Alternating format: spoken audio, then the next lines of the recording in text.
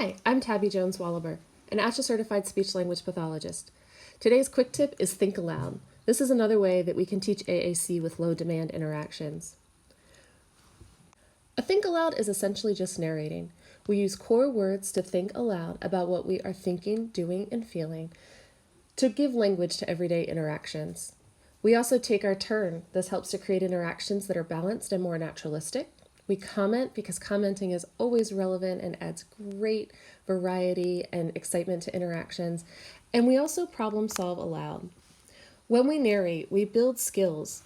We help to develop this concept of inner voice, which is really important for establishing ownership of an AAC voice, as well as supporting early emergent literacy skills.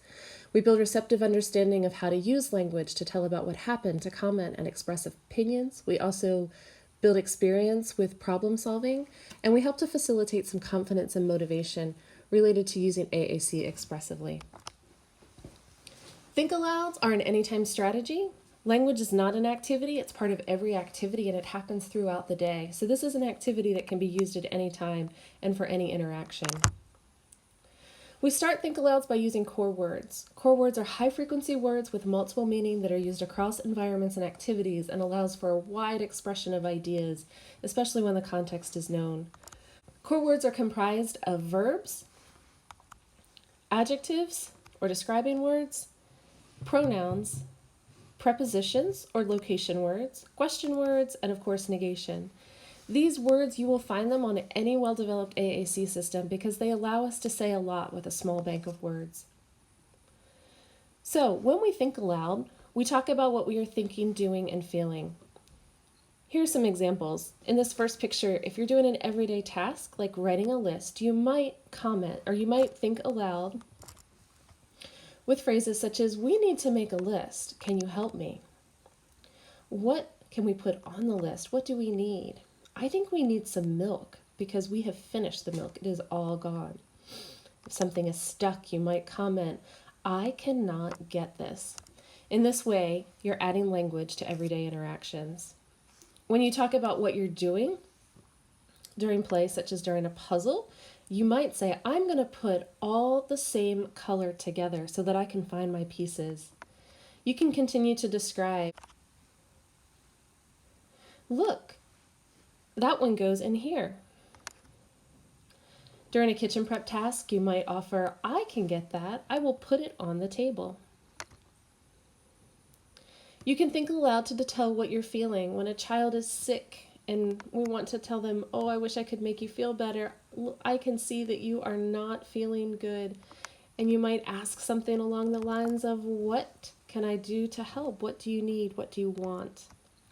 When a child is doing something that we're proud of them for, we can also say that using core words. We might say, "You are doing that all by yourself. That makes me really proud," or "That makes me really happy. I appreciate that you were being helpful." When we think aloud, we also take our turn. And again, this makes our interactions more balanced and more naturalistic. So in this first picture, we see a mom playing with her son. So she might say, "I'm going to go. It's my turn." And then in addition to giving language to turn taking, she might say, "I'm going to put it in," and talk about what's happening. The mom over here that is coloring with her kiddos, she might say, "Oh, it's my turn with the green. I am going to make a tree. I like drawing." Another way to think aloud is to comment. When we comment, we add excitement to an interaction and creating a nice social back and forth. So with commenting, you might first describe what's happening. So this kiddo over here who is tossing the ball might say, "Oh my goodness, you are making it go up so high in the air." And then offer a comment such as, "Wow," or "Oh my goodness," or "That's amazing." You can also, of course, comment about the environment. So on a beautiful hike, you can say, You might say, "Look, it's beautiful the way you can see the mountains in the water. They are the same above and below the water." You can also say things like, "I do not want to go. I really like it here." We can also problem solve. as a think aloud. And this gives kids the ability to understand how to cope and process when things don't go as planned or when things go wrong. So we have a vase on the left and it is broken. So we might say, uh-oh, that is not good. And then we can extend that and say, we need to get all the pieces up so that nobody gets cut. And then we can extend even further and offer the child information about what they need to do. I need you to stop. That is how you can help if you stop, so that I know that you will not get in the way while I clean it up. There are also lesser problems like running out of popcorn. And in this situation, you might say something like, where did all the popcorn go? Did we eat it already? It is finished. It is all gone. And then you could say, who is going to get more popcorn to problem solve what comes next? Think-alouds are also really useful for explicitly teaching how to use a high-tech device. So you can think aloud as you scan for words. So you might say, I am looking for an action word, and here I know my action words are in this area. Look, there's the word go. That's the word I was looking for. You can also point them in the direction of the folders to describe this is where we get more specific words. I'm looking specifically for a place, and there's my places button. So I go into my places button and I'm looking for a restaurant, and that word is there, but I'm looking for something more specific. So then you can speak aloud as you navigate to the menu button and then to the search button to find a more specific word. So the word that I'm looking for is a specific restaurant, and it is I find it on search, and I am able to say, go to Starbucks. I can also use think aloud to problem solve the functions of a high-tech device. So if I want to complete the sentence, I like that funny story, I'm going to think aloud and speak aloud as I go to read to find story. But when I'm there, I accidentally touch homework.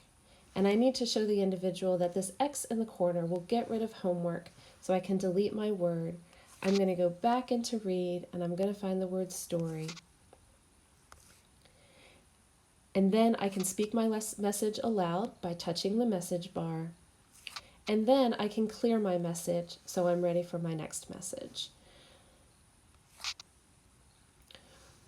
When we think aloud, we follow this up with inviting interactions. We can offer open-ended questions, general things such as what did you think about that, or how did it make you feel, or something more specific like how would you do it, what are your ideas, or what does that make you think of. After the invitation, we're going to provide wait time, and this is often an expectant look or an expectant pause. And this lets the individual know that if you have something to say, I am here and listening, I am ready to hear it. But a child may or may not respond, and that is okay. Just by hearing you and seeing you use words and symbols in a variety of ways, he is learning. So then we're going to do it some more. We're going to continue to think aloud with AAC. This supports language development over time and across environments. So here's your checklist. Think aloud. You can self-talk about what you are thinking, doing, or feeling. Make sure you take your turn in those interactions to ensure that they're balanced and naturalistic. Commenting adds great variety and social engagement in interactions. And then problem solving aloud also teaches very important skills about how to cope and then how to navigate and operate high-tech devices. Then invite participation with open-ended interactions. Provide that wait time and those expectant pauses. And even if the child doesn't respond, continue to do more think alouds because he is learning by seeing you do it. Here's some resources if you're looking for more information. There's a PDF on 5 reasons to comment like crazy. Practical AAC has several great posts on commenting. This particular one is about developing inner speech, which is a really important skill as well. And then Smartbox has a nice blog post on commenting. All right, thanks for your time. Watch this space for more quick tips on speaking AAC to teach AAC.